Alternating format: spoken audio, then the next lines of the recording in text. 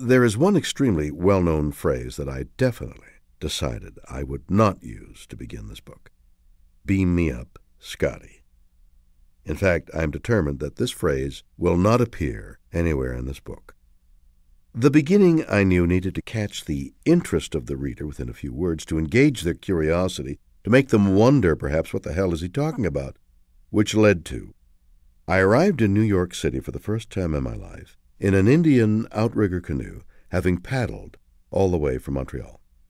I liked that, but it didn't seem to convey the essence of my life.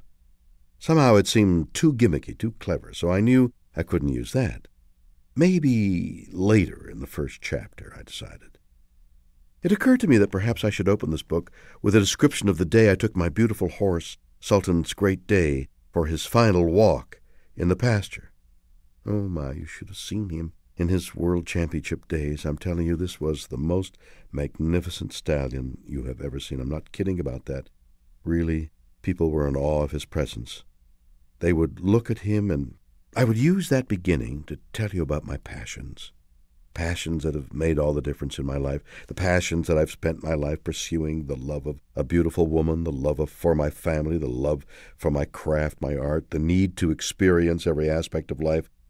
Sometimes I'm amazed to realize that I live today with the vestiges of my priorities as a young man.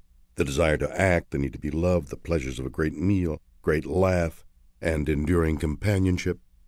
But simply telling you about my passion, even my passion for horses and dogs, seems far too somber an opening. Perhaps I thought I would start this book by being glib, by exposing my quirky sense of humor to the readers. Make them laugh at the very beginning by quoting a newspaper story about one of the more unusual things I've ever done. AP 1/17/206. Actor William Shatner agreed on Monday to sell his kidney stone for $75,000 to an online casino. The money will go to Habitat for Humanity. This takes organ donors to a new height, or perhaps a new low, said Shatner. The auction price includes the surgical stent and string used to permit passage of the stone.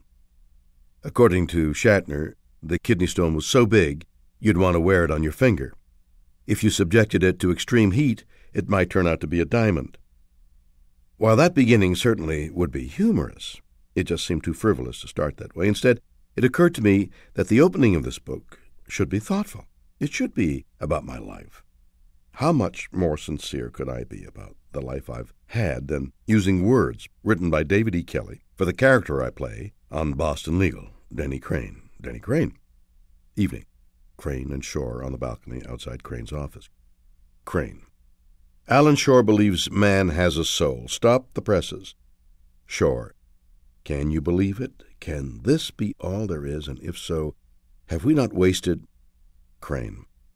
I haven't wasted a second. I've enjoyed my ride, all of it. Shore. But will it truly have counted for something? Crane. You've heard the old joke, Alan. Man shows up at the pearly gates, sees this guy in a pinstripe suit, briefcase, cigar, prancing about. He says to St. Peter, "Who the hell is that?" St. Peter says, "Oh, that's just God. Thinks he's Denny Crane." Shore. What would you do, Denny, if you actually met God one day? Crane. I don't know. Probably take him fishing. For a brief time I had decided this was the perfect way to open this book. Then it occurred to me, let Denny Crane write his own book. Finally, inspiration struck. I had what I believed would be a unique and perfect opening. Are you tired of paying full price for this book? Well, you don't have to. You can buy as many copies of it as you like, and you name the price. That's right, you name the price you want to pay. At Priceline.com, it's as simple as that, and here's the way. Opening this book like that would be funny, yet accurate, as many people know me from my work representing various companies such as Priceline.com.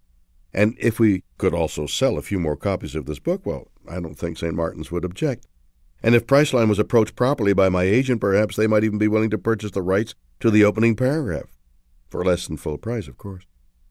But perhaps that was too crass for the opening of my autobiography, I decided. Is that really what I wanted to emphasize about my life and my career? And would Priceline meet my price? So that opening, too, was rejected. And then it occurred to me, I don't need an opening.